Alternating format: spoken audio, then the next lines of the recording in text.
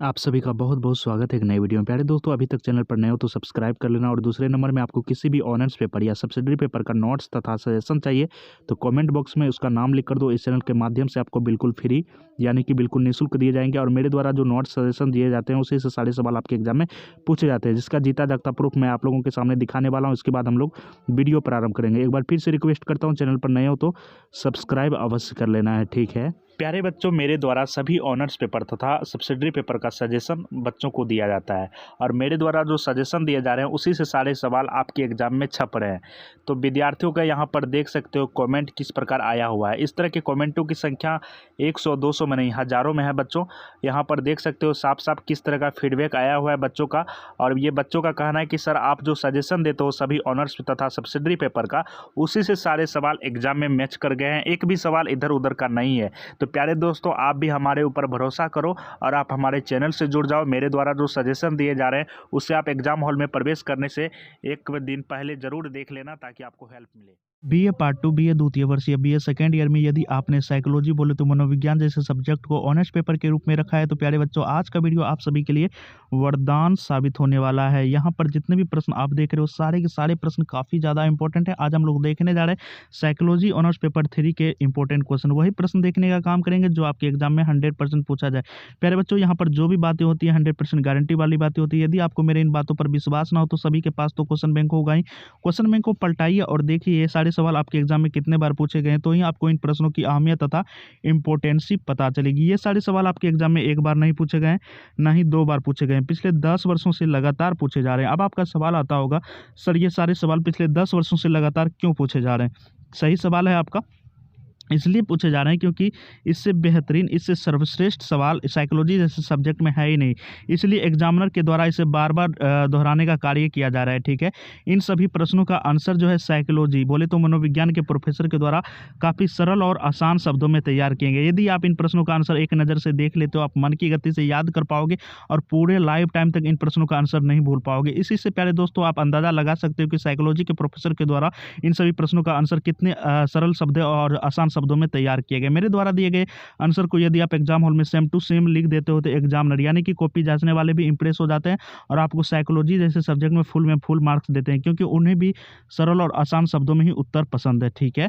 प्यारे दोस्तों, इन सभी प्रश्नों का आंसर का पीडीएफ मेरे द्वारा तैयार कर लिया गया। आंसर के पीडीएफ में सिर्फ और सिर्फ आपको आंसर ही देखने को मिलेंगे। आंसर के पीडीएफ में सिर्फ और सिर्फ आपको आंसर ही देखने को मिलेंगे, ये सारे प्रश्न आपको देखने को नहीं मिलेंगे। तो प्यारे बच्चों, मैं आप लोगों से अनुरोध करता हूँ इन सभी प्रश्नों को लिख लो।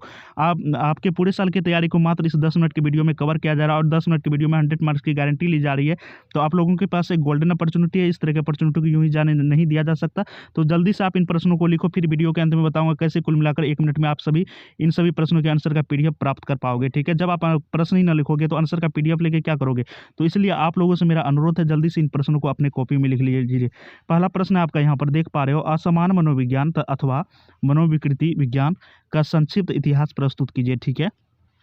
असमान मनोविज्ञान अथवा मनोविकृति विज्ञान का संक्षिप्त में आपको यहाँ पर इतिहास प्रस्तुत करने के लिए कहा जा रहा है। ये सवाल कई बार पूछे जा चुके हैं आपसे प्यारे दोस्तों। यहाँ पर यह भी पूछा जा सकता है, देखिए यहाँ पर बात को समझने वाला है। यहाँ पर देख सकते हैं अथवा में जो सवाल दिए जाते हैं, अथवा वाले सवाल को भी देखिए। मनोरोग विज्ञान क्या है, इसका ऐतिहासिक पृष्ठभूमि का वर्णन करें, ठीक है। इसका ऐतिहासिक, देखो ये प्रश्न दोनों सेम ही है, ठीक है। यहाँ पर थोड़ा बात को चेंज कर दिया गया है, कभी आपसे ये पूछ दिए जाते हैं, कभी ये पूछ दिए जाते हैं, परंतु दोनों का आंसर जो है सेम है, ठीक है। दोनों का उत्तर जो है सेम है, कोई इसमें डिफरेंट आपको देखने को नहीं मिलेगा। तो इस बार जो है ये सवाल पूछे जाएंगे, ठीक है। मनोरोग विज्ञान क्या है, इसका ऐतिहासिक पृष्ठभूमि का वर्णन करें। तो आपको फास्टली सारे प्रश्न को लिखते जाना है, ठीक है। और प्यारे दोस्तों, यहाँ पर बात कर ले, जैसे आप एग्जाम हॉल में प्रवेश करते हो तो आपको बहुत ही कम समय दिया जाता है। कम समय में आपको ज़्यादा से ज़्यादा पेजेस लिखने होते हैं। जितने ज़्यादा पेजेस लिखोगे उतने अच्छे आपको मार्क्स मिलेंगे। ज़्यादा पेजेस लिखने के लिए आपको कहीं ना कहीं लिखने की शैली को बढ़ानी होगी, ठीक है। ज़्यादा फास्ट लिखने का प्रयास करना होगा। अभी से आपको ज़्यादा से ज़्यादा फास्ट लिखने का प्रैक्टिस करना होगा, तो ही आप जो है ज़्यादा से ज़्यादा पेजेस लिख पाओगे। तो जल्दी से आप इन प्रश्नों को कॉपी में लिखिए। क्वेश्चन नंबर दूसरा आपका, मनोविकृति विज्ञान को परिभाषित करें। मनोविकृति विज्ञान क्या है, इसके बारे में आपसे पूछा जा रहा है। समान तथा असमान व्यवहार के बीच भिन्नताओं को स्पष्ट करें। ठीक है, समान व्यवहार किस प्रकार के होते हैं और असमान व्यवहार किस प्रकार के होते हैं, दोनों में क्या भिन्नता है, इसके बारे में आपको यहाँ पर स्पष्ट करने के लिए कहा जा रहा है। तो ये प्रश्न भी काफ़ी ज़्यादा इंपॉर्टेंट है और VBI का मतलब हो जाता है वेरी वेरी इंपॉर्टेंट। तो ये प्रश्न काफ़ी ज़्यादा इंपॉर्टेंट है, इस बार आपके एग्जाम में अवश्य पूछे जाएंगे। क्वेश्चन नंबर तीसरा आपका फ्रायड के मस्तिष्क संबंधी अकारात्मक रूप की व्याख्या कीजिए। फ्रायड के मस्तिष्क संबंधी अकारात्मक रूप की यहाँ पर आपको व्याख्या करने के लिए कहा जा रहा है। ये प्रश्न भी काफ़ी ज़्यादा इंपॉर्टेंट है। अथवा में आपसे पूछ दिया जाएगा फ्रायड के अचेतन सिद्धांत पर चर्चा करें। अथवा में पूछ दिया जाएगा फ्रायड का जो अचेतन सिद्धांत था इसके बारे में आपको यहाँ पर व्याख्या करना होता है। तो यहाँ पर VBI लगा हुआ है तो वेरी वेरी इंपॉर्टेंट हो जाता है ये। अथवा में फिर से पूछ दिया जाएगा मन के अकारात्मक पहलू की आलोचनात्मक व्याख्या करें। मन के अकारात्मक पहलू की आलोचनात्मक व्याख्या करें। ठीक है, इन तीनों में से एक सवाल आपके एग्जाम में अवश्य रहेंगे। ठीक है, तो उम्मीद है कि ये सवाल आपके एग्जाम में पूछे जाएंगे। ठीक है, फ्रायड के अचेतन सिद्धांत पर चर्चा करें। जल्दी से जल्दी आप इन प्रश्नों को लिखते चलो, अभी से आपको फास्ट लिखने का प्रैक्टिस डालना होगा, क्योंकि आर्ट्स जैसे सब्जेक्ट में जितना ज़्यादा लिखते हो उतने अच्छे मार्क्स मिलते हैं। ठीक है, क्वेश्चन नंबर 4 में है असामान्य व्यक्ति। ठीक है, सामान्य व्यक्ति से थोड़ा अलग हटके होते हैं असामान्य व्यक्ति। ठीक है, असामान्य व्यक्तियों के लक्षण बताइए। असामान्य व्यक्ति के कौन कौन से लक्षण है यहाँ पर आपको बताना होता है, जो कि VBI है बोले तो वेरी वेरी इंपॉर्टेंट। अथवा में पूछ दिया जाएगा असमान व्यवहार का आकलन करने के लिए मापदंड का वर्णन करें। असमान व्यवहार को हम लोग कैसे आकलन कर पाएंगे, इसके मापदंड का यहाँ पर आपको वर्णन करना होता है। ठीक है, क्वेश्चन नंबर 5 है आपका प्यारे दोस्तों टारगेट विद शिवम, यानी कि मैं 100% गारंटी ले रहा हूँ, 100% गारंटी ले रहा हूँ। इसी से सारे सवाल आपके एग्जाम में छपने वाले हैं। बस आप इतना कर लो, ये सारे कोई प्रश्न को लिख लो, बस एग्जाम हॉल में चले जाना है आपको। ठीक है, इसी से सारे सवाल आपके एग्जाम में छपने वाले हैं, इसमें कोई संदेह की बात नहीं है। मनोविकृति के व्यवहारात्मक उपागम की आलोचनात्मक वर्णन करें। मनोविकृति के जो व्यवहारात्मक उपागम है यहाँ पर उसका आलोचनात्मक आपको वर्णन करने के लिए कहा जा रहा है। ये प्रश्न को भी आप जल्दी से अपने प्यारे से कॉपी में लिख लीजिए। क्वेश्चन नंबर 6 है असमान व्यवहार के संज्ञानात्मक मॉडल का वर्णन करें। असमान व्यवहार के संज्ञानात्मक मॉडल किस प्रकार है, इसके बारे में आपको यहाँ पर व्याख्या करने के लिए कहा जा रहा है। इसके बारे में मैं आपको उत्तर के माध्यम से काफ़ी अच्छे ढंग से बताया हूँ, और उत्तर का जब PDF देखोगे तो देखने मात्र से ही आपको इन सभी प्रश्नों का उत्तर याद होने वाला है। असामान्य मनोविज्ञान में साक्षात्कार विधि की उपयोगिता और सीमाओं का मूल्यांकन करें। असामान्य मनोविज्ञान में साक्षात्कार विधि की उपयोगिता क्या है, इसकी सीमाएं किस प्रकार हैं, इसके बारे में आपको यहाँ पर व्याख्या करना है।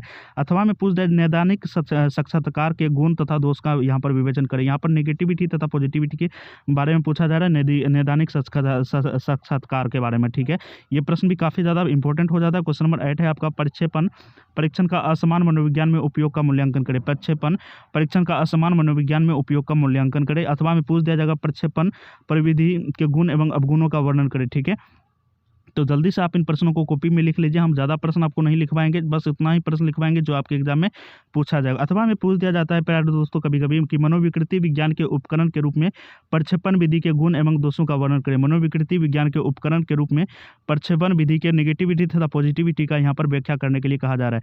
क्वेश्चन नंबर 9 है आपका बाध्यता के लक्षण का स्पष्ट करें। ठीक है, बाध्यता का लक्षण किस प्रकार होते हैं, इसके बारे में आपको यहाँ पर व्याख्या करना होता है। कौन से लक्षण ऐसे होते हैं जो कि बाध्यता कहलाते हैं, इसके बारे में आपको बताना। क्वेश्चन नंबर 10 है मनोग्रस्ती बाध्यता स्नायु विकृति के लक्षण और कारणों का वर्णन करें, जो कि ये प्रश्न काफी ज्यादा इंपॉर्टेंट है। अथवा में पूछ दिया जाता है मनोग्रस्ती बाध्यता विकृति क्या है, मनोग्रस्ती बाध्यता विकृति क्या है, इसके प्रमुख लक्षण एवं कारणों का वर्णन करें। ठीक है, मनोग्रस्ती बाध्यता की विकृति क्या है, इसके बारे में पूछा जाए। मनोग्रस्ती बाध्यता विकृति के प्रमुख लक्षण कौन है, प्रमुख कारण कौन है, इसके बारे में आपको यहाँ पर व्याख्या करना, जो कि वेरी वेरी इंपॉर्टेंट है। ठीक है, क्वेश्चन नंबर 11 है प्यारे दोस्तों आपका। क्वेश्चन नंबर 11 देख लो, मनोविच्छेदी आत्मविस्मृति तथा मनोविच्छेदी स्मृति लोप में अंतर करें। ठीक है, मनोविच्छेदी का आत्मविस्मृति तथा मनोविच्छेदी स्मृति लोप में आपको यहाँ पर डिफरेंशिएट करना है। ठीक है, जो कि VBI है बोले तो वेरी वेरी इंपॉर्टेंट। उम्मीद करता हूँ आपने अपने प्यारे से कॉपी में इन प्रश्नों को भी लिख लिया होगा। क्वेश्चन नंबर 12 है आपका हिस्टीरिया अथवा रूपांतरित उन्माद के लक्षण और कारण बताइए। हिस्टीरिया का दूसरा नाम है रूपांतरित उन्माद। ये कौन कौन से लक्षण हैं और किसके कारण क्या है, ठीक है, इसके बारे में आपको बताना होता है, जो कि काफ़ी इंपॉर्टेंट प्रश्न है ये। क्वेश्चन नंबर 13 है आपका मनोदैहिक विकृति के सामान्य कारणों पर प्रकाश डाले। मनोदैहिक विकृति के सामान्य कारण कौन कौन से हैं, इसके बारे में आपको बताना है, जो कि वेरी वेरी इंपॉर्टेंट है। क्वेश्चन नंबर 14 है आपका प्यारे बच्चों, विषाद या एक ध्रुवीय विकृति के लक्षण और कारण को बताएं। विषाद या एक ध्रुवीय विकृति के कौन कौन से लक्षण हैं और इसके कारण क्या है, इसके बारे में आपको बताना होता है। अथवा में पूछ दिया जाएगा मनोदशा विकृति क्या है, एक ध्रुवीय विकृति के प्रकारों का वर्णन करें, जो कि काफ़ी ज़्यादा इंपॉर्टेंट है, आपके एग्जाम में हर बार पूछे ही जाते हैं। क्वेश्चन नंबर 15 है प्यारे बच्चों, यहाँ पर देख लो, विषाद मनोविकृति के नैदानिक स्वरूप एवं कारणों का वर्णन करना है। अथवा में पूछ दिया जाएगा द्विध्रुवीय विकृति क्या है, द्विध्रुवीय उत्साह विषाद की विकृति के लक्षण के कारण को बतावे। तो ये सारे प्रश्न उम्मीद करता हूँ आपने अपने कॉपी प्यारे से कॉपी में लिख लिया होगा। क्वेश्चन नंबर 16 है, व्यक्तित्व विकृति के अर्थ के और प्रकार बताइए। यदि आपने इन प्रश्नों को नहीं लिखा तो वीडियो को बैक करके भी लिख सकते हो, परंतु अभी से आपको फास्ट लिखने की प्रैक्टिस डालना होगा, ठीक है। और इस सारे प्रश्न को आवश्यक रूप से आपको लिखना है। जब आंसर का PDF प्राप्त कर लोगे और आपके पास प्रश्न ही ना होगा तो फिर कोई फ़ायदा ही नहीं। तो आप आंसर का PDF लेके क्या करोगे, कुछ होगा ही नहीं। तो इसलिए प्रश्न लिखना अति आवश्यक है। अथवा में आपसे पूछ दिया जाएगा, मनोविकारी अथवा विकृति व्यक्तित्व की विशेषताओं और कारणों का वर्णन करें। मनोविकारी अथवा विकृति व्यक्तित्व की कौन कौन सी विशेषताएं हैं, इसके कारणों का यहाँ पर वर्णन करना है। क्वेश्चन नंबर 17 है, स्थिर व्यामोही विकृति के लक्षण, कारण और निदान को बताइए। स्थिर व्यामोही विकृति के कौन से लक्षण है, स्थिर व्यामोही विकृति के कौन से कारण है, स्थिर व्यामोही विकृति के कौन से निदान है, इसके बारे में आपको बताना है, जो कि काफ़ी ज़्यादा इंपॉर्टेंट है। क्वेश्चन नंबर आपका 18 है, मनोविदलता के लक्षण और कारण को बताइए। मनोविदलता के कौन कौन से लक्षण हैं, कौन कौन से कारण, इसके बारे में आपको बताना है। अथवा में पूछ दिया जाएगा, मनोविदलता क्या है, मनोविदलता के नैदानिक लक्षणों का वर्णन करें, जो कि VBI है, बोले तो वेरी वेरी इंपॉर्टेंट। उम्मीद करता हूँ सभी प्रश्नों को आपने अपने प्यारे से कॉपी में लिख लिया होगा। यदि नहीं लिखा तो जल्दी से आप इन सभी प्रश्नों को लिख लीजिए, क्योंकि प्रश्न लिखना अति आवश्यक है। अब बात करते हैं आप लोग कुल मिलाकर 1 मिनट में कैसे इन सभी प्रश्नों का आंसर का PDF प्राप्त कर पाओगे। वो बताने से पहले मैं आपको बता दूं प्यारे दोस्तों, हम लोग 1 लाख सब्सक्राइबर के करीब पहुंच चुके हैं।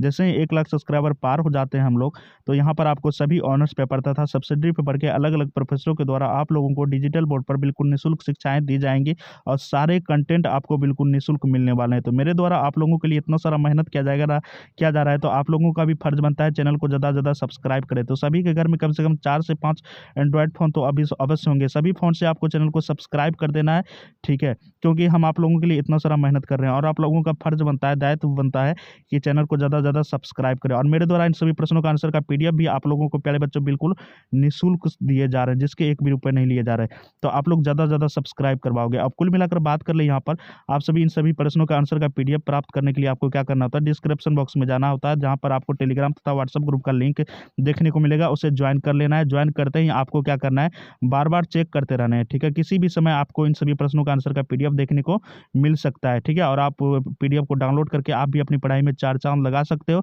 तो उम्मीद करता हूँ प्यारे दोस्तों आप लोगों को वीडियो अच्छा लगा होगा। नेक्स्ट वीडियो में मिलते हैं। थैंक्स फॉर वॉचिंग और ज़्यादा से ज़्यादा सब्सक्राइब कर लोगे, ठीक है। बाय बाय, टेक केयर, जय हिंद दोस्तों।